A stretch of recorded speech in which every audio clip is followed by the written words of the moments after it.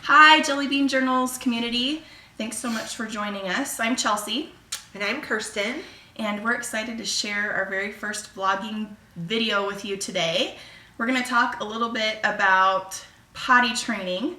Kirsten and I have both recently potty trained our toddler boys, and we considered writing separate posts about it. However, our potty training stories are kind of intertwined, and so we wanted to do a video chat, a little morning coffee chat to share our stories with you.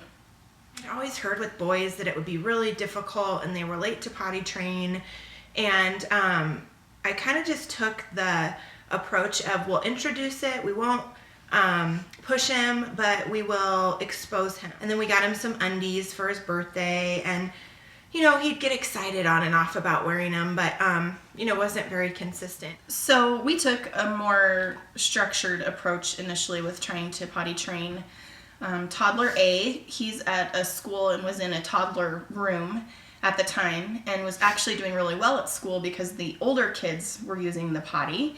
So even though he was wearing diapers, he was staying dry through the day.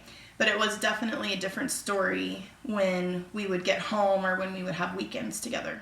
So we also tried the use the potty, get a reward system.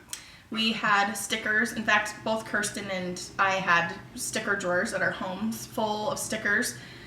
We still have those stickers lingering. In fact, I won't have to buy stickers again until Toddler A graduates high school. True story. Although he was excited about stickers, they really didn't work that well. We also tried different food rewards and just lots and lots of praise, and it still didn't go that well. And even though we have a 2.5-year-old who's potty trained, and it right now looking back seems like it was an easy thing, it really wasn't. It was really frustrating, and we cleaned lots of dirty underwear, we changed lots of sheets, we changed lots of pairs of clothes and went through a lot of frustration, really pushing him to potty train. I think as parents, our privacy starts to go down the drain when we have children, and in would come in and out and be interested in what we were doing and ask us questions, and we would answer and kind of introduce that way. He came home from daycare and preschool, and for like a Monday through a Thursday, every night that he came home, he wanted to change out of his diaper and get into underwear, and he would use the potty. So that was a Friday morning, I told Miss Erin what was happening at home and kind of asked her what was happening at school, and she said, well, we'll just kind of keep an eye on it and we'll practice and this and that. So when we picked him up, we asked, what do we do now? Like, should we keep going, or is this just, good practice? He practices when he's here. What do you think? And she said, well, as long as he's interested, let's just keep going and see what happens. So we went through the weekend, and he had, I think, like maybe 1 or 2 accidents, but nothing major. And then we went back to daycare on Monday, and Miss Erin took over again during the day, and we would continue at night, and he just got it, and that was kind of it. So during the course of all of this, Kirsten and I are of course talking, and I had recently had a meltdown at home. We're expecting our second baby, and I'm just about 2 months away from delivery right now. And I was changing one of Toddler A's diapers, and I had a breakdown in his bedroom. I'm changing his diaper, and Daddy D walks in, and I start crying. And I tell him, we have to get this child potty trained. I can't have 2 babies in diapers. I can't do this later. Little did we know that morning would lead into a conversation. Toddler A perked right up at the breakfast table that morning and said, I wear big boy underwear like N. And my husband and I said, actually, sweetheart, you don't. You're not using the potty, and we've had to go back to diapers. And when you're ready to wear big boy underwear like N, we would love for that to be what you do. He went in and put his big boy underwear on and used the potty the whole rest of that day.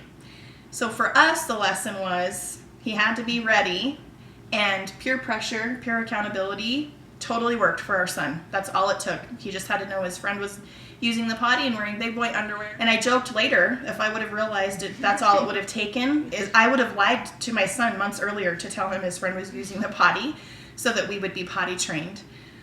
But I do think it just goes to show each child is motivated differently. You kind of have to figure out what works for your kiddo and your family. But once toddler A had it, he pretty much had it. And within, it took like, I'd say 6 weeks for me to feel like he was really potty trained and really, really trustworthy. So we probably had, I'd say, 2 accidents a week for 2 or 3 maybe for about 6 weeks.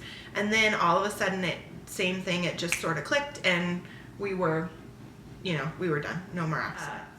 He does not use a diaper for nap time at all anymore. He's dry and makes it through, and he usually naps 2 to 3 hours.